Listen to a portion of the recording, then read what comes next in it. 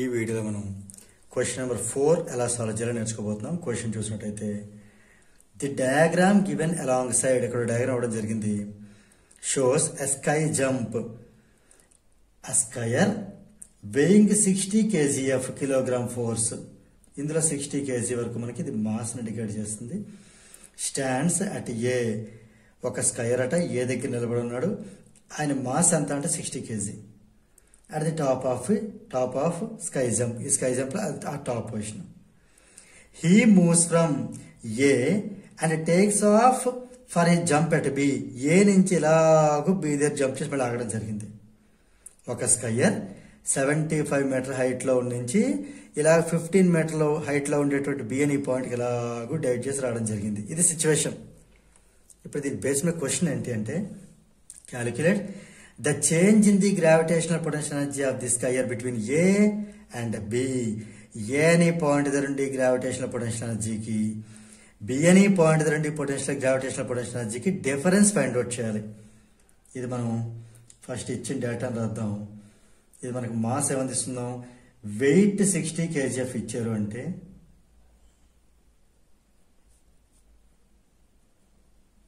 Kilogram force. దీన్ని బట్టి మనం మాస్ ఎంత తీసుకోవచ్చు అంటే 60 kg తీసుకోవచ్చు. ఓకే, ఇక్కడ మనకి ఫైండ్ అవుట్ చేయాల్సింది ఏంటి అంటే change in gravitational potential energy of the skier between a and b. అంటే potential energy at a, change అంటే difference, minus potential energy at b. ఇందులో ఏ హైయెస్ట్ ముందు ఏ రాసాం పాజిటివ్ వాల్యూ రావడానికి.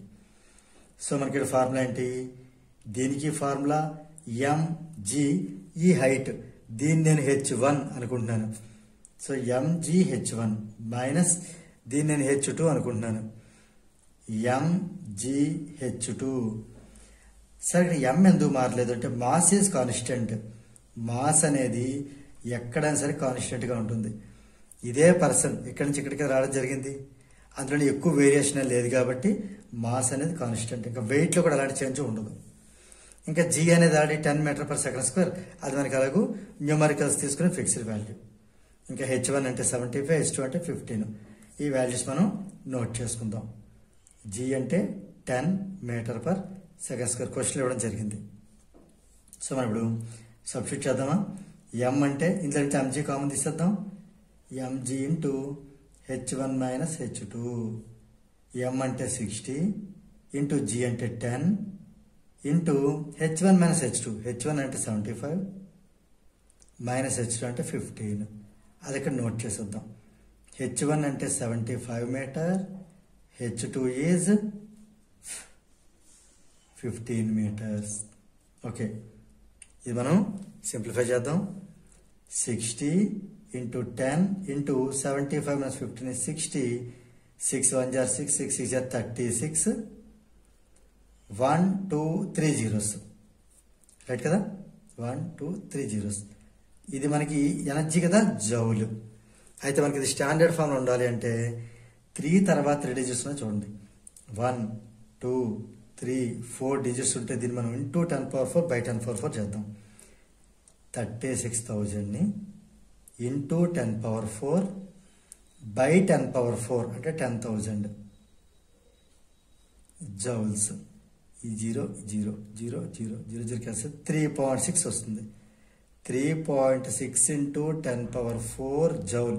ఇది ఈ ఏ అనే పాయింట్కి బి అనే పాయింట్కి మధ్యలో ఉండి గ్రావిటేషనల్ పొటెన్షియల్ ఎనర్జీ యొక్క డిఫరెన్స్. ఏ బిట్ అయింది, ఇంకా బి బిట్ చూద్దాం.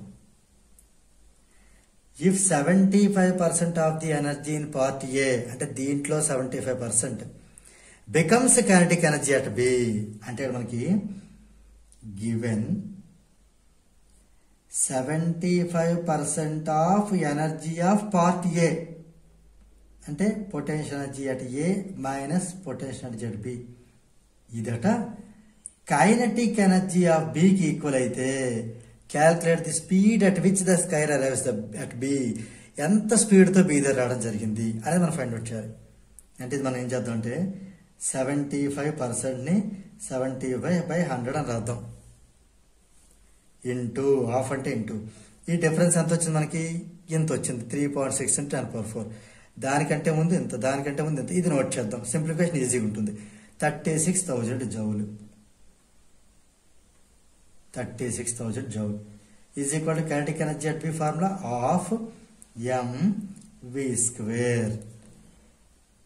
అయితే ఇక్కడ మనకి ఇది మనం సింప్లిఫై చేస్తే 0 0 0 0 క్యాన్సిల్. మనకి ఇక్కడ ఏమైంది, 75 into 360 is equal to half into మళ్ళీ మాస్ అంటే 16